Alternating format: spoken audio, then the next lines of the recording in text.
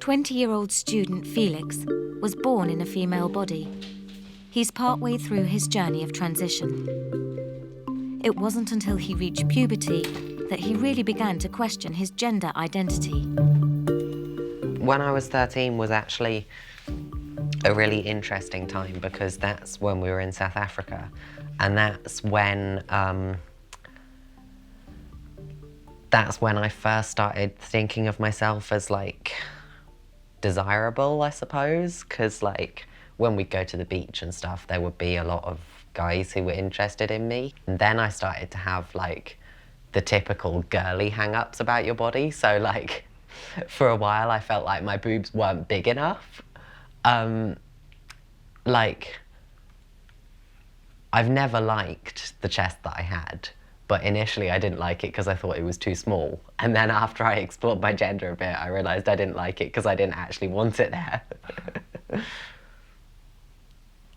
There's another picture from South Africa, so that's when I was 13 as well. After much soul-searching, Felix came out as transgender. I tend to use the phrase non-binary transmasculine, which sounds a bit sort of clunky and over the top. If you think of the body that you have as like a blank slate, and then your presentation and like the way you dress and your hair and nails and things like that as whatever you draw on that slate, then I want my blank slate to be a typically male body, like a body that people would look at and say, oh, that's a guy. That was actually my first day of work when I worked as a waitress for a couple of weeks. I feel like that was kind of a bit of a performance, I suppose. And I will just find a picture of me at my prom, because I'm sure you'll want to see that. To me, something about it just looks off. When I was younger, and I would wear sort of like a pretty dress or something and look in the mirror, what I would see would be a guy dressed up in a dress, and I always thought that that meant I was ugly.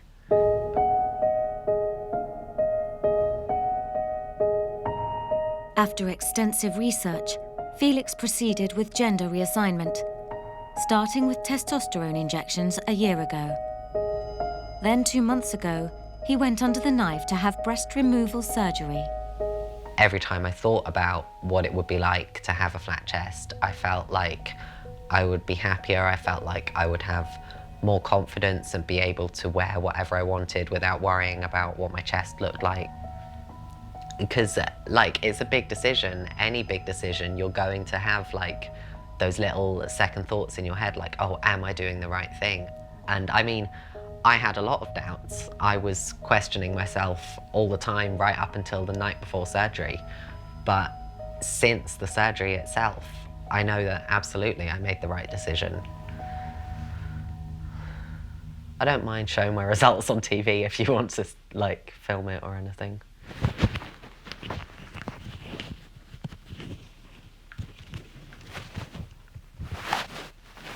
And obviously the scars will fade to like white rather than bright pink.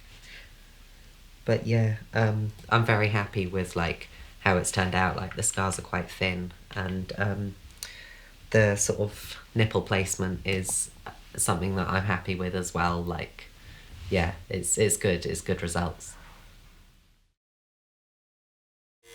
When I was 16 or 17, I started really thinking about it, and I came out for the first time when I was 17, I think. I felt very self-conscious and awkward initially before I had the confidence to talk to people about being transgender, because like people would refer to me as she and I just wouldn't really know what to say, so I wouldn't say anything at all. And that was just kind of, it's like it chips away at your confidence every time it happens. It's like, the way I explained it once to my mum is like, imagine that you go out into town and you go out and do your shopping and everyone you interact with pokes you with a needle. Like, it's just a little poke, it's nothing major, but over time, over the course of the day, everybody you meet just doing this little poke, and by the time you get home, you're just exhausted from it. It matters because it's about how you want the rest of the world to see you.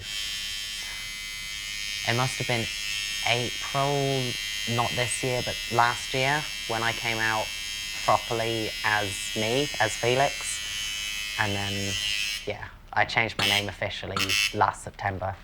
I chose Felix because, well, partly just because it's a really nice name, but also it's what, when I asked my mum, you know, what would you have called me if the doctor had said, it's a boy when I was born, and she said that Felix was one of the top choices. Talking to his loved ones about the life-changing realisation hasn't always been easy. My mum first realised when I sent her a text message telling her I'm transgender, I'm a guy. And I can't remember exactly how she reacted, but I think it was like tentative acceptance. What she said to me then was very much like, I accept you for who you are, but you know, plenty of people go through phases and periods of exploration, so it might be that. So kind of the, it might be a phase talk, but in a softer way with more overtones of acceptance.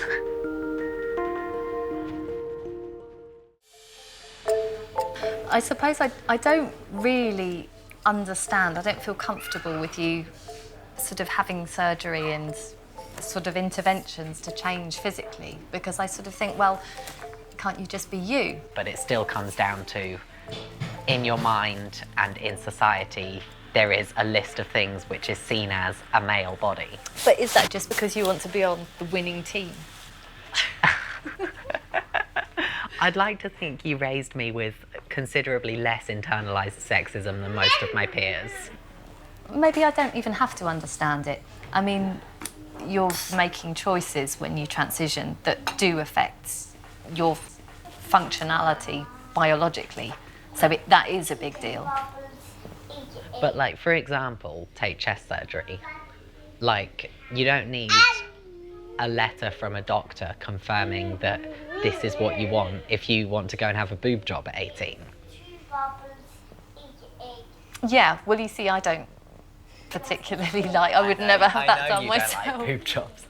And but I guess it's a similar thing. I mean, yeah, I suppose this is the point that I'm trying to make, in that, like, you don't have a problem with transgender stuff. You just have a problem with body modification. My baby. Yeah, with body modifying, modification stuff in any sense. Yeah. You don't want, hypothetically, your child to be put into a kind of category that is going to be misunderstood and discriminated against.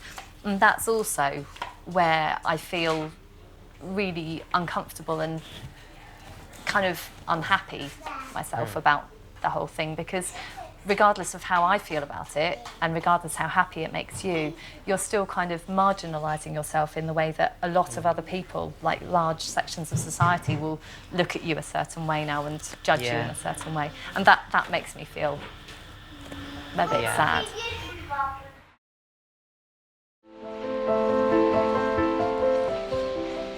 Transgender guys in general tend to have an easier time of it than transgender women, because it's a lot easier to fit into like society's definition of a man, because testosterone is the stronger hormone. I think a lot of people are rude about it, but it comes from a place of like ignorance rather than malice. So it's like, I don't know what to label you, so I'm gonna ask rude, invasive questions about what you've got in your pants, stuff like that.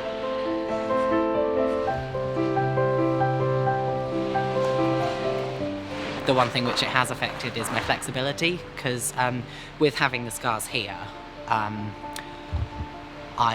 for quite a while after the surgery, I couldn't really lift my arms up past here. And I mean, now I can get my arms up here, but I can't reach backwards any further. So yeah, it's been great for my confidence, being able to skate with a flat chest. 2 months after chest surgery, Felix is enjoying his new body. As for the future, I'm not entirely sure. I haven't really decided yet whether or not I want to have lower surgery. I know that it is a possibility and it's something that I am considering, but it's not something that I'm confident about yet, one way or the other.